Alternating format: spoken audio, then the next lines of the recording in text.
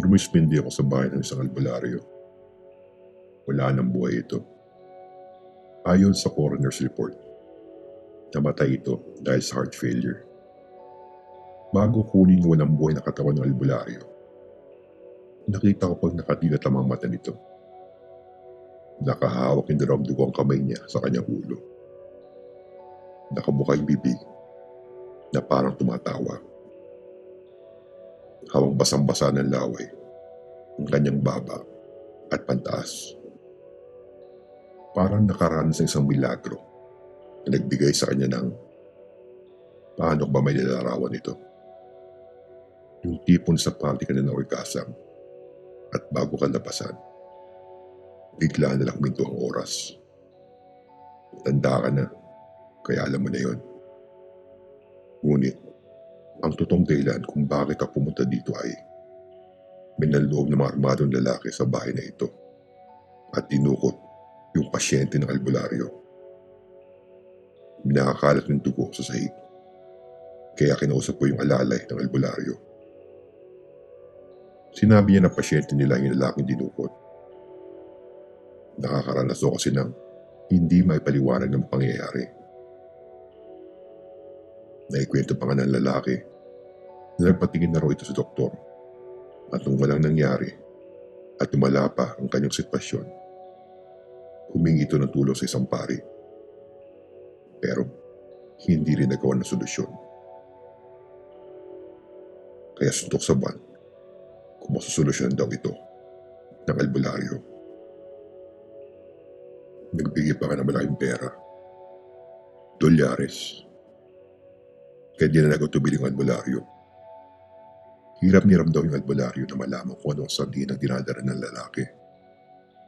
Di matukoy kung anong nilalang ang sumanib o kumapit sa katawan ng lalaki. Inaabot raw sila ng 1 oras, pero hindi pa rin nila matukoy. Kakausapin na sana ng albularyo yung lalaki para sabihin na bumalik na lang ulit at pasamantalang susutan muna siya ng isang amulet at bibigyan ng mga halaman para gawing tsaa. Hanggang nagsalita yung lalaki na hindi maintindihan ang lingwahe. Nagbago pa ang boses nito at biglang lumuha ito ng dugo at lumabas ng isang duguang solitong bagay sa kanyang bibig. Nung nailuwa ito ng lalaki, hinawakan at kinuha niya ito. At pagkatapos ay dinakma niya yung kamay ng albularyo para ibigay yung duguang bagay. Nagimbal yung alalay sa kanya nasaksihan. Nakita rin niya na bigla na umiyak yung albularyo na parang litong-lito at ilang minuto lang ay bigla itong tumawa. Napahiga sa sahig na parang nasisiraan ng ulo. Nagulat na rin din siya nang bigla may sumipa sa kanilang pintuan. Mga armadong lalaki yung mga pumasok. May tinurok na hiringgilya sa lalaki at ang kumalma na, dinukot nila ito at kinuha yung hawak na dugang bagay ng albularyo. Nakitim daw ng mga Amerikana yung mga lalaki at napasin din niya na may kasama silang panyagang pari dahil sa itsura at suot nito. Naiwan ng lalaki yung kanyang bag. Nung inusisa yung loob ng bag, napag-alaman na isang American citizen yung lalaki base sa kanyang pasaporte. Maaari isang balikbayan na nagbabakasyon. May nakita isang notebook na nagsilbing diary ng lalaki. Bago ko ibahaging nilalaman, nangyari itong insidenteng ito ilang taon na nakakalipas. Retirado na ako at kasulukuyang nagpapagaling sa isang sakit na nakakahawa. Alam mo na kung ano yun. Nung inusisa ko yung nilalaman ng diary, maaaring konektado itong sakit na ito sa isa sa masinulat ng lalaki. Mga pira-pirasong detalye na kung usisain mo itong mabuti, may kinalaman ito sa mga dinanas nating problema. At huwag naman sana mga posibleng pwede mangyari sa hinaharap. Sa tingin ko, itong dinadanas o dinanas natin kamakailan ay isang panimula lang sa malaking dilubyong haharapin natin. Ibig ko lang ipaalam na hindi manghula ang nilalaman ng diary. Bagkus, mga sikretong hindi makakalain ang gagawin, ginagawa o maaring gawin ng mga taong may malaking papel sa ating lipunan at buong mundo.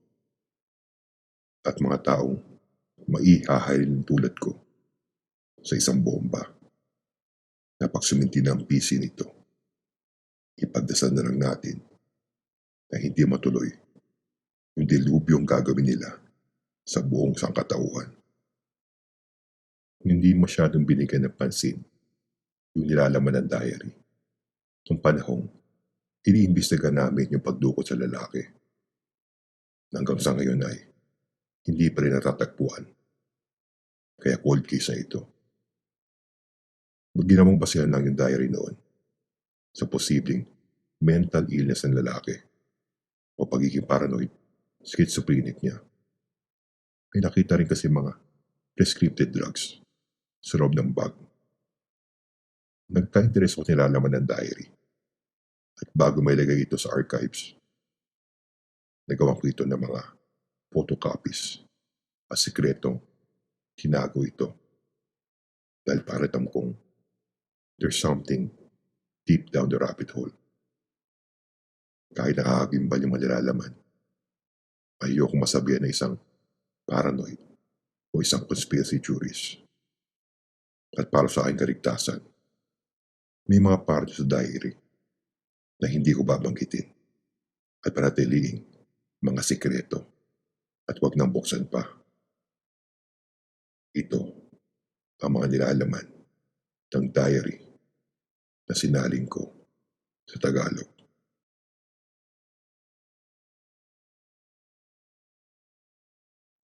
Panimula muna bago mo simulang basahin itong diary, journal, or memoir, or whatever you call these days. Nasimula kong gawin ilang araw na nakakalipas mula nung nakaranas ako ng hindi maipaliwanag na bagay. Isa akong atheist o yung taong nababase ang paniniwala sa siyensya o rasyonal na bagay. Pero mukhang mahati o tuluyang mabura na itong filosofiya ko. February 14. Kagagaling lang namin ng aking fiancé na si Heather sa isang restaurant sa Soho para sa aming Valentine's dinner. Pagkatapos nun ay dumiretso na kami sa aking apartment. After 2 rounds, di ko na malayan, nakatulog na ako. Nagising ako sa isang lugar na puro talahib. Lakad ako ng lakad, pero di ko alam kung paano ako makakalabas. Hanggang may pumukaw na atensyon ko. Tumingala ako at may nakita akong nilalang na nakalutang. May dalawang pares ang pakpak na parang sa isang kalapati. 4 ang muka. Isang mukha ng tao, leon, ibon, at isang hayop na hindi ako pamilyar. Nagsalita ito, pero hindi ko maintindihan yung kanyang lingwahe. Lumapit ito sa akin at biniwelo yung isang pakpak at sinampal sa akin. Nagising ako, pero ramdam ko pa rin sakit sa aking pisngi. Inakala ko noon na si Heather yung sumampal sa akin, pero mahimping siya natutulog. February 15. Medyo puyat at normal naman ang araw. Pero may lalasang malansa o parang dugo sa bibig ko. Pero wala namang problema sa ngipin at gilagid ko.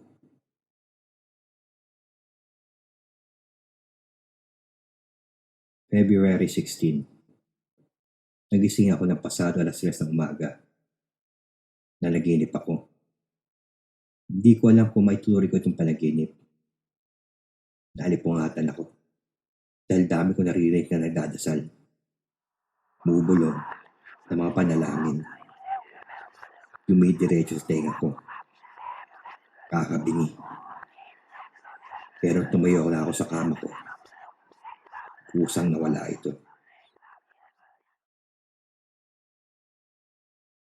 February 17, 1 p.m. Kagaling ko lang sa aking lunch break. Nandun pa rin yung malansang panlasa ko. Dinaan ko lang sa sigarilyo at sa candy.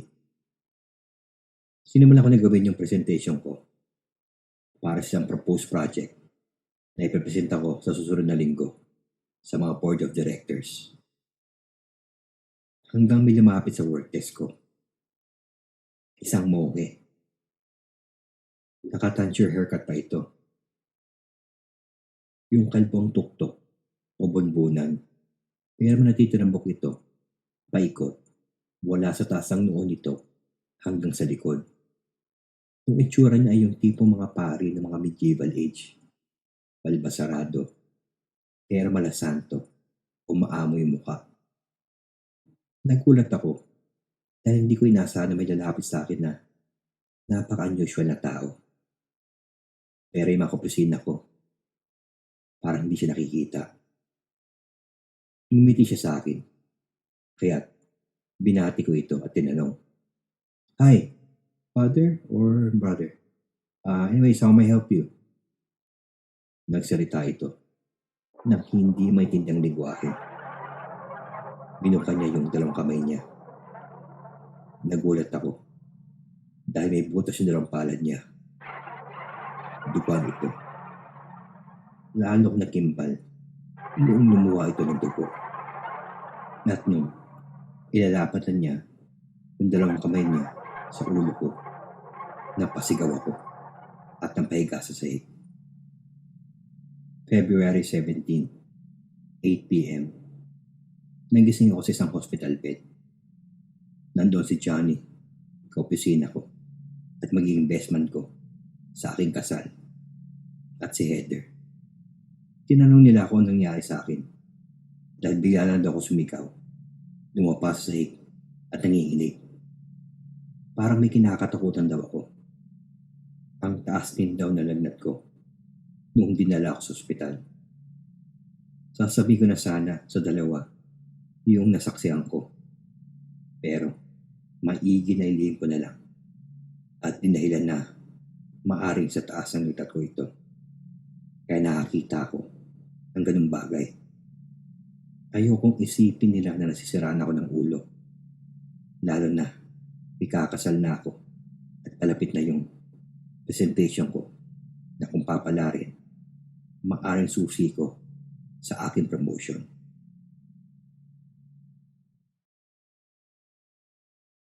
February 19. Kagaling ko lang na sick leave. Kailangang pumasok para di ako lagi ng oras sa paggawa ng presentation ko. Alas 3 ng hapon, biglang sumakit ang ulo ko. Nilapitan ako ni Claire, kaopisina ko. Nung napatingin ako sa kanya, may nakita ako ng batang lalaki na nakahiga sa isang hospital bed. Habang binabantayan ito ni Claire. Nung sumagi naman ang tingin ko sa isang kaopisina kong lalaki, nakita ko mong may kahalikan siya, kapwa lalaki niya. Lumapit din sa akin si Robert, yung ka-department ko. At nung saktong hawakan niya ako para kamustahin. Nag-iba ulit ng paligid at may pumasok sa utak ko. Nandoon siya sa loob ng opisina ng boss ko. Kinakausap niya ito tungkol sa project na ginagawa ko. Puro negatibo at paninira sa akin ang sinasabi niya sa boss ko. Nirekomenda niya na ibigay niya sa kanya yung project. Hanggang naramdaman kong ay umuyog-yog sa akin si Robert. At nung nagising ako, bigla ko ito suntok. Humingi ako ng pasensya noong nahimasmasan na ako at sinabing, Nabigla lang ako. Kinausap ako ng boss ko bago umuwi. At napag-desisyon, suspindi niya na lang ako ng 1 linggo. Imbes na idemanda pa ako ni Robert. Pinasa na rin kay Robert yung proyekto dahil sa 1 linggo na ipipresenta sa board. Nung nagpaalam na ako sa boss ko at bago lumabas ang opisina, nag-iba ang paligid at may pumasok naman sa utak ko. Isang kwarto sa hotel. Yung boss ko at yung intern namin na si Nancy habang may ginagawa silang milagro. Nang biglang may tumakbik sa braso ko, yung boss ko. Nagpaalam na ako at sinabing, ikamusta na lang ako sa misis niya. February 20, 5 a.m. Nagising ako dahil sa isang kakaibang panaginip. Samot-saring tao na pag-inipan ko. Yung una si Redacted. nasa loob ng isang opisina, nakaupo at kaharap ng isang pabilog na lamesa. Habang makausap siya mga kilalang leader at mga impluwensyang tao. Namakang ko yung iba tulad ni Redacted. pinag-uusapan nila yung planong pagsabog sa isang establishmento, yung building kung saan ako nagkatrabaho. Napag-inipan ko rin ng mga posibleng sikreto at mga tinatagong baho ng makilalang artista at personalidad. Hindi ko ito masikmura at akalain nagawa o gagawin nila ito. Samot-saring conspiracy. Meron ding sakit na gawa ng tao. Ito mga sumusunod na nilalaman ng diary ay hindi ko na lang isasaraysay. Ito yung mga talaan ng mga panaginip na nilalaman ng mga sikreto ng mga iba't ibang mga tao. Kilala man o maaari makilala kung sakali matuklasan ng buong mundo yung kanilang kasamaan. May manangyari na posibleng may mangyari. Nagulat din ako dahil nabagit din yung pangalan ng boss ko sa uling trabaho ko. Kumonekta naman yung vision na gumawa ng journal na ito sa kinasangkutan ng dating boss ko.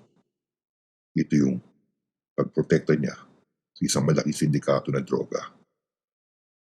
Kahit imposible sa iba, ginawa itong personal na batayan upang masubaybayan at makulong yung dating boss ko.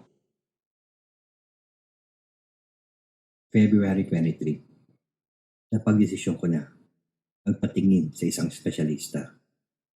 Pumunta ako nung hapon sa isang ospital kung saan nandoon yung klinik ng doktor. Naisalaysay ko yung mga nangyari sa akin at yung mga naging karanasan ko kung bata pa ako at bago manirahan sa Amerika.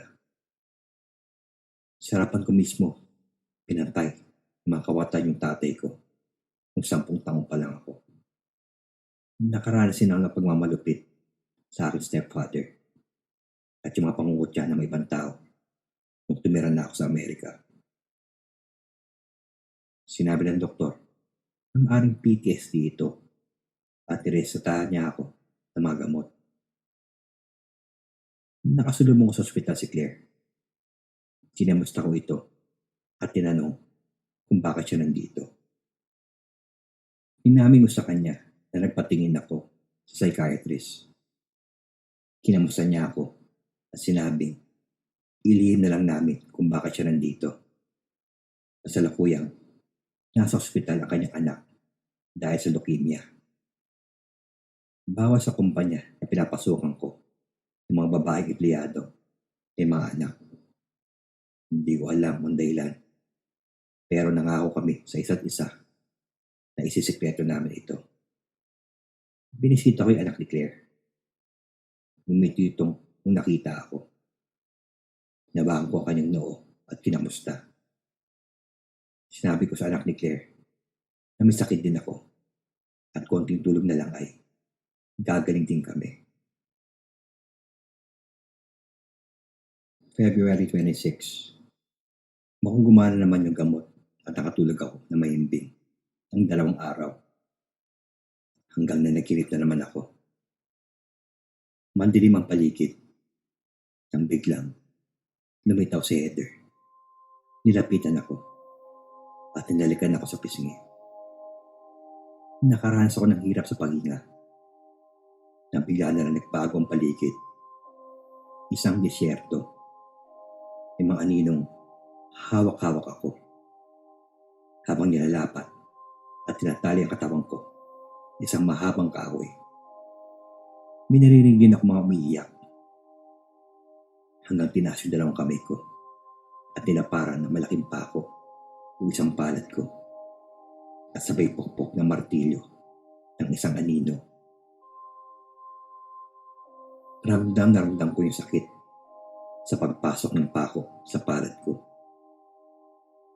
Ganon din yung ginawa sa isang kamay ko.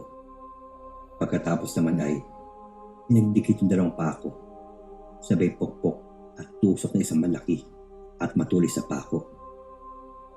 Kinaas yung kahoy kung saan nakalapat at nakadikit ang buong katawan ko. Nakita ko sa baba ang nanay ko na umiiyak habang katabi niya yung yumao kong ama. Nandun si Heather habang katabi niya si Johnny. May mga lumulutang din mga nilalang.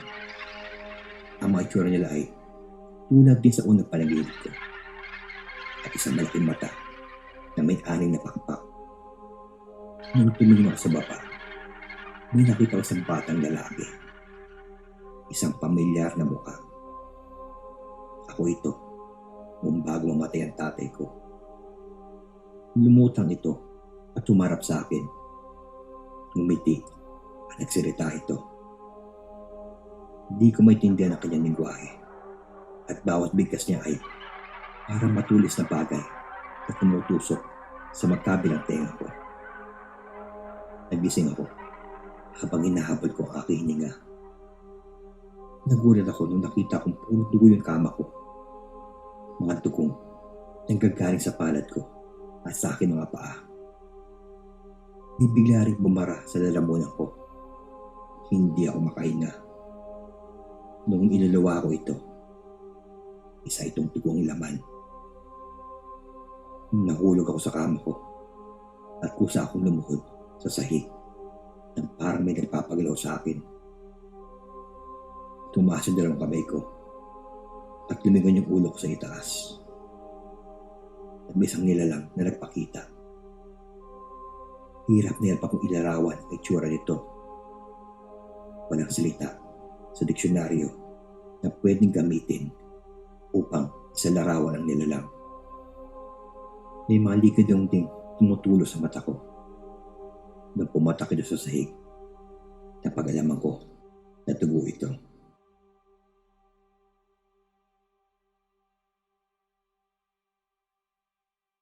February 27. Nagkamali na ako noong 9:00 kagabi. Nakahiga ako sa sahig. Pero wala namang bakas ng dugo sa sahig at kama ko.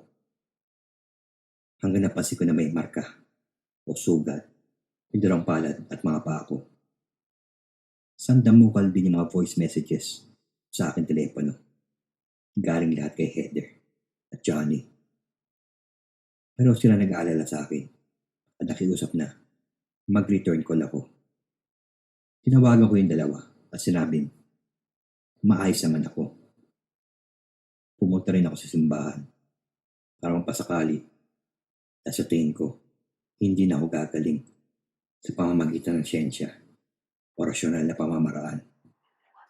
Rinig ko din yung mga taintim na dasal ng mga tao sa loob ng simbahan. Pagkatapos ng misa, nilapitan ko yung pari. At dahil binanyagan naman ako bilang Katoliko, nangumpisal muna ako. Naikwento ko sa kanya yung mga hindi maipaliwanag na bagay na nangyari sa akin. At tinanong kung posibleng sangiban ako at kung may marirekomenda siyang pari na kaya magsagawa ng exorcism.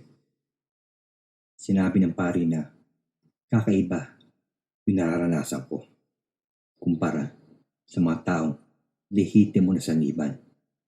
May mga pinakita rin siyang mga litrato sa akin. Yung nararanasan ko ay maaaring tulad sa mga naranasan ng mga naging ganap na santo. Yung pagdugo ng mga palad ko at paa ay tinatawag na stigmata.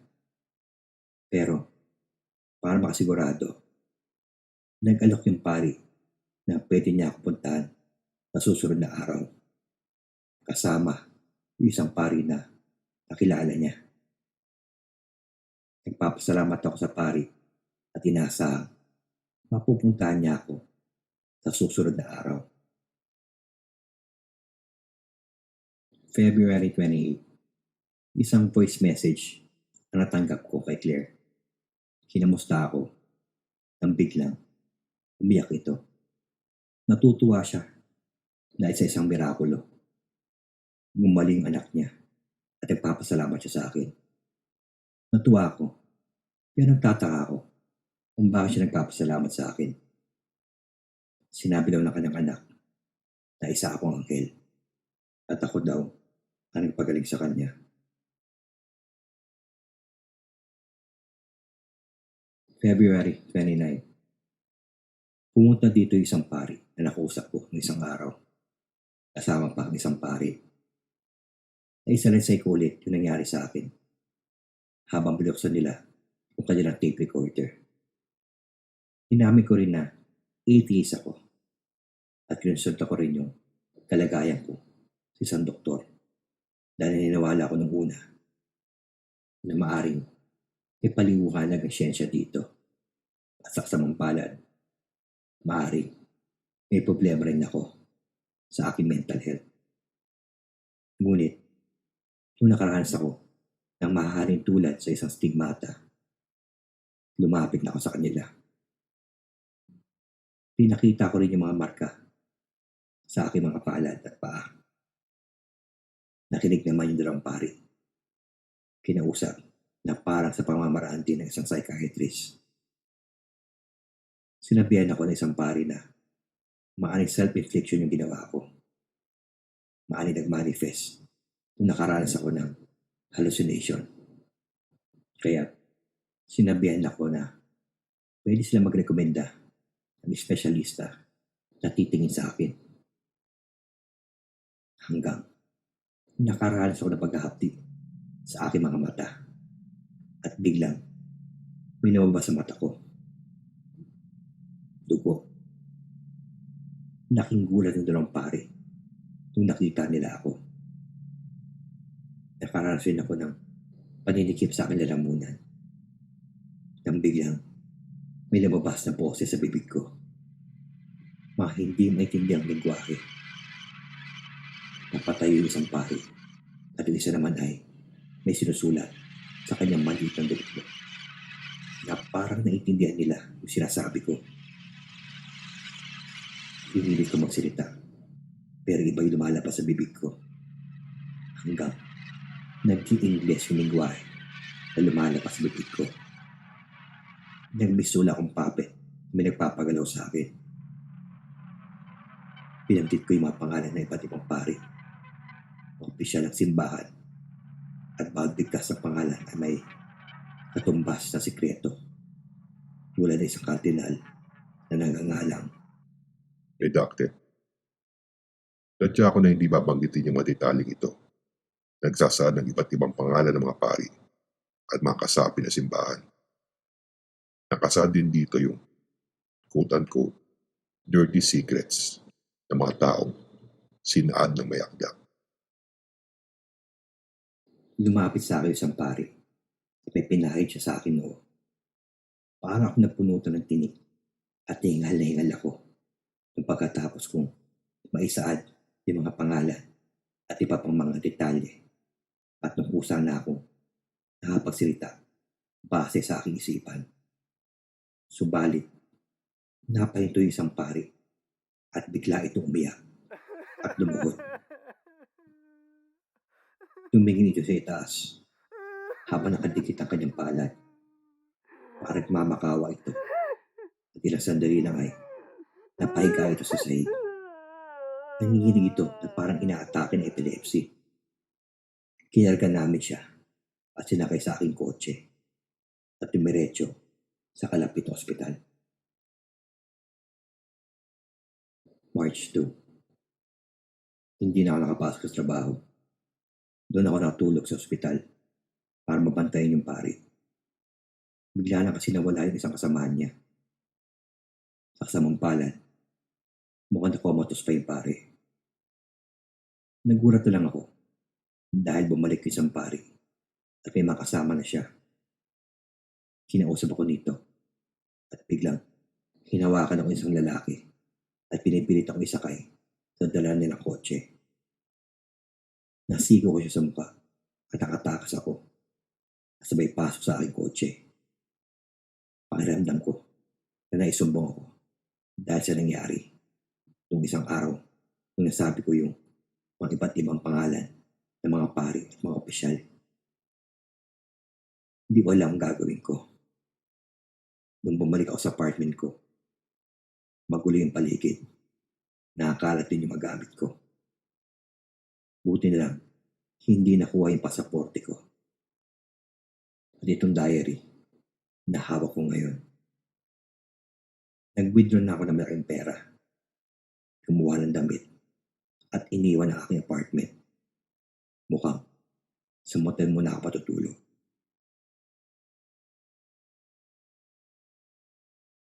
March 4. Nakaranas na naman ako ng stigmata kahapon at mukhang hindi na panaginip ito o hallucination. Puro duwa nga yung cobre kama at kumot ang higaan ko. Nakabili rin ako ng ticket papunta Pilipinas at mamayang gabi na alis ko. Maaring sa probinsya muna ako maninirahan dahil alam kong marami naghahanap sa akin. Kung sino makabasa na aking diary at kung wala pang kasulatan mula sa araw na ito, ipagdasal mo na lang ako. Ingatan mo itong diary. Postscript. Tinawagan ko si Heather para kamustahin. Nagalit siya sa akin at tinanong kung nasaan ako. Nabanggit rin niya na may mga pumunta sa bahay niya, mga nakapormal na lalaki at may mga pari. Nung sinabi na ilang araw na kami hindi nagkikita, bigla na silang umalis. Sinabi sa akin ni Heather na baka gusto lang tumakas sa aming kasal. Nung tutugon na ako sa kanya, bigla akong may nakitang pangyayari. Isang pangyayari pumasok sa aking utak. Isang vision. Si Heather at Johnny. Hindi ko inaasang sikreto ng babaeng papakasalan ko sana at nung matalik kong kaibigan. Hindi na ako tumugon kay Heather at pinaba ko na lang yung telepono.